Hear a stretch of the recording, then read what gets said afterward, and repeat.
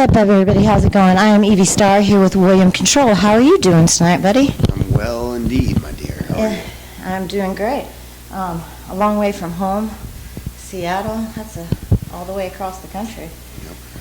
Very long way from home. How does that feel to know you came up in the same city with such bands like Second Coming, Alice in Chains, you know, the legends? There's a few from there, obviously. I don't know. It doesn't feel as if I'm from the same city. I mean, those bands are just so big. Yeah, but and so far removed. If you look at your stats, I mean, you're getting right up there with them. You shouldn't sell yourself short. Yeah. I mean, I only asked because it's a good history. It's a good, rich musical history we have. Definitely, most definitely. And you have an interesting history as well. You are an author of books, and you are about to put out your second book called Revelator. Am I saying that correct? No, you're not. Revelator. Revelator. Okay. And this is Revelator the Neuromancer. The first book was. That book came out last year. Right, and this one is coming out this year. It's called Book 2. Something. I don't know yet.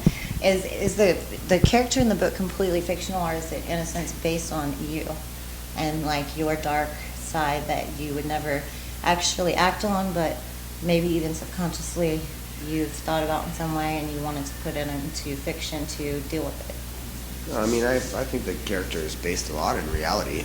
A lot of things that I've done in my life. I mean, obviously it's a fictional tale, given the fact that, you know, right, I just God meant and in Lucifer some make way. appearances. Well, that's pretty cool. I didn't know that. How do you incorporate them into the story of a man on his last bender before his death?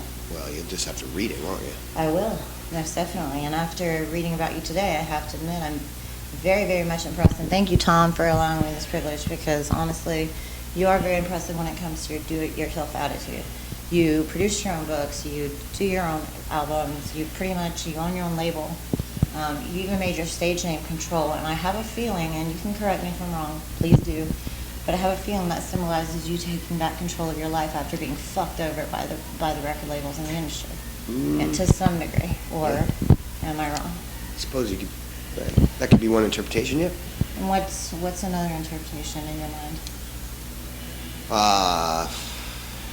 That's a pretty good one. I like that one. Okay. I'll give it to you. Well, I actually watched the interview with Groove TV with you today, and he asked you if you knew what country had the biggest breasts in the world, and we have a bet going to see what your answer is. So, are you a breast man or an ass man? I'm an ass man. Ha! You lost $5. He said you were going to say pussy man. Hey, that's a good answer. I mean, we're all pussy men. Well, let's be honest. Of course. I mean, but if it's between the ass, the pussy's not something that you see. Right, but until you peel the panties away.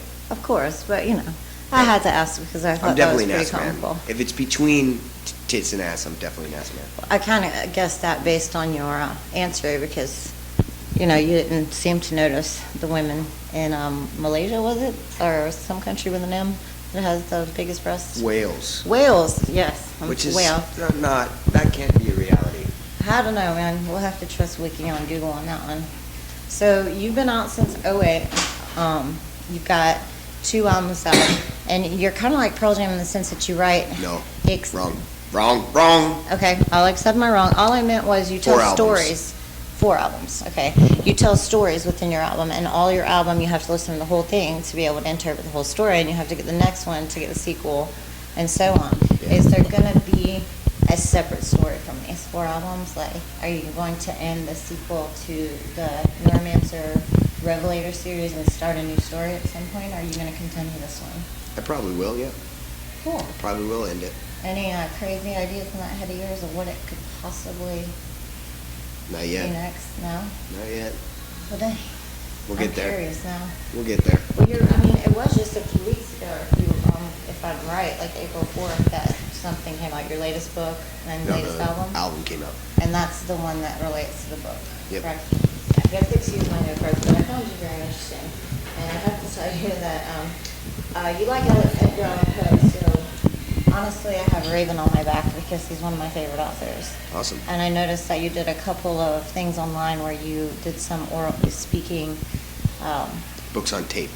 pretty much, with your own I don't know what they would call that now because there's really no tape anymore. Yeah, I noticed. They don't even have Audio CD books. players in cars anymore. Audiobooks. They really- Digital renderings of Edgar Allan Poe writings. Which means, and even based on your lyrics, based on your lyrics, you have a dark side, most definitely, inside of you. So you've obviously been through some very traumatic and trying things, as we all have in this business. I don't want you to elaborate on this because I don't want to get into any serious stuff. But is there any funny, like, any kind of one moment, like, deals that kind of made you open your eyes to something different and change your perspective on things in life? Well, I mean, the music business is a shitty business, yes. It's a difficult one. Well, I'll give you that. But it's not as shitty of a business as being a drug addict in your adolescence. And I think my eye-opening experiences, I had quite a few of them throughout my adolescence that made me want to live. I'm sorry to hear that, and I think that... You don't have to be sorry, it's fine. Well, we all went through our own battles, and I'm glad to see that you've overcome yours and turned it into a positive thing, because there's many, many people out there who cannot do that. Yep. And it's not saying we're perfect. We obviously still have our vices, which Marlboro and American Spirits, if you want to watch this and sponsor us, go for it. I was told to ask, what's up with the fucking ants? What does that mean? I don't know. He thinks that Chris, the tour manager, thinks that his desk is crawling with ants, but little does he know, we spiked his beer with lysergic acid diethylamide earlier. That is a big word. Can you spell that? I can't. I can spell it on paper. I couldn't spell it. Speaking of hallucinogenic drugs, have you ever done absinthe, like the actual green fairy? I have not. That's a good thing. That's what I was thinking of when you said ants crawling on the desk was basically, some sort of opiate, whatever. We spiked this shit. He's hallucinating. Yeah, reality's only perception anyway, so. What is your perspective on life? Obviously, you have the do-it-yourself mantra. If you could give some advice to anybody in the world that means something to them, what would it be? Like, what would you tell them that would help them to make the correct choices, or a choice, whether it be about their career? I don't know. I mean, that's kind of a pretty vague question. It's pretty Let complicated. me see if I can rephrase it. Basically, what would you tell someone if they were an aspiring musician and they wanted to be in your shoes? What would you tell them on how to get to where you are? An aspiring musician? Author, anything, because you have your own label. I would say to an aspiring musician, go to fucking school and be a fucking lawyer or a doctor or something that's useful in this world. Because being a musician is useless. Why do you feel that way? Because useless. to me, I feel like it is very good medicine, and if it hadn't been for music, I wouldn't be where I am now. Not to mention I might probably be a junkie or dead because I wouldn't have had a release, an escape, and someone else that related to me. And your words actually do hit home with me, so to hear that's kind of sad to me because I feel like your music is important and art is important. I mean, that's just And- my perspective. And your fans obviously consider you important, or they wouldn't have all gotten out of their houses and paid money to come see you tonight. Well, it's just an accident that I'm here, really. Oh, come on. Nothing happens by chance. Everything happens for a reason. Mm-hmm. Come on now. You believe that? Yeah. Last week, Tuesday night, I came here to cover a show, and my car got flooded, totaled because of it, and now I have a new car. And now I'm here interviewing you because of my interview with Aaron from Gemini Syndrome. So yeah, I do believe that everything happens for a reason. You don't think that's probably just coincidence, though? I don't believe in coincidences. Yeah. No, because that takes destiny out of our hands, and you obviously have such a do-it-yourself attitude that destiny is in your hands. You make things happen for yourself. Yeah. You went out and started your own companies. You made the choice to start your own label. You made the choice to write books. That was all your choice, and you did it out of love, not for money.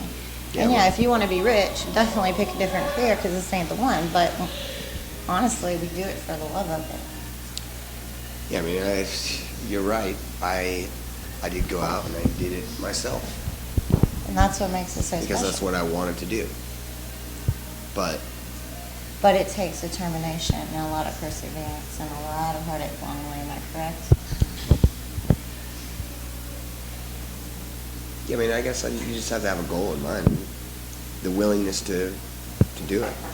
True. I can agree with that 100%. But I wouldn't say, I wouldn't say that floods and, natural disasters are things that happen because of a divine reason to get people to go to certain places. I don't think it's to make them go do certain things or different places. That's like believing that somebody created the world and then created a man and a woman in a perfect believe that garden. energy created the world, and I believe that when we think positively about something, we attract positive things.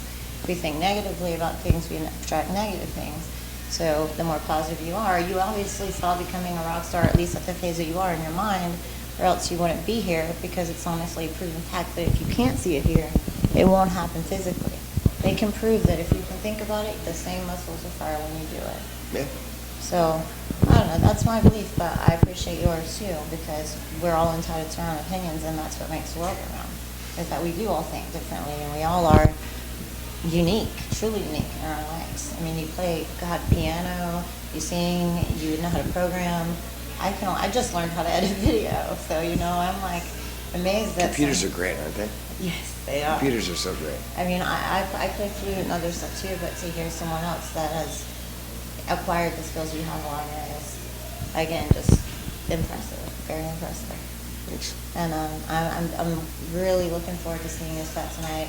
Been listening to your album all day, and it was crazy because every video I picked on YouTube was one of your singles, like at first, like based on the names of them. Mm-hmm. So it's pretty cool that you even pick names to your songs that relate to maybe just me, but people like me who seem like I can feel where you're coming from in some level. Cool. Does that make any sense? Yeah. Cool. Well, since your new album just came out, you guys are obviously going to be touring to support it for a while. Yes. And are you guys going to stay out with New Year's Day? And come with Christ, or? No, we go home after this tour for a couple months. We go to England. Probably wow. come back in the fall. Oh, that's right. You are going to Europe. That's going to be out. You've been to Europe before, correct? Quite a few times, yes. How do you like it over there? I love it. I love the old world. Oh, it's amazing. I love it over there too. Well, I'm going to pull out my magic purse. And basically all this is cards that have random topics picked by fans. Whatever cards you get, just have fun, interpret however you want, but it's just going to be a word or a topic. It could be anything from the Smurfs to the Jetsons to sex. I have no idea. Okay. Wrestling. Yeah. Tell me what you think about this. Real wrestling or WWE? Just your card. Because I don't believe in fake wrestling either, so you play different there. I don't have really any. Did you I'm used pretty to watch indifferent. it as a kid? I'm indifferent. I did watch it as a kid. Who was your favorite as a kid? Who was my favorite as a kid? Maybe like the Ultimate Warrior, Hogan. I think I liked The Undertaker when he came out. Yeah, he was so big. When I was a kid, he was brand new. He was He's awesome. still doing it. I think he Yeah. just retired, but Yeah, I don't know, but I'm pretty sure. I mean, I see the Yeah, value. okay. I see the value in the entertainment of wrestling. well, I mean, it's not. But I'm all- indifferent. I'm indifferent to wrestling. Those mats are actually hard, and they do hurt, and it does take a lot of athleticism to do it. But yeah, when there's based on crowd applause, it always does. Yep. Which makes me appreciate UFC even more, but it's just me. Anyway, thank you, William, for your time. I'm looking forward to your set. You guys make sure to check out William Control on any social media site, on iTunes, Amazon. You can check his new albums out. 4 albums. Make sure you go buy them. Website, williamcontrol.com. Indeed. Guys, we're going to go enjoy the show, and I'm going to give this lovely gentleman time to prepare. So peace out, and we will see you next time. Later. Thanks.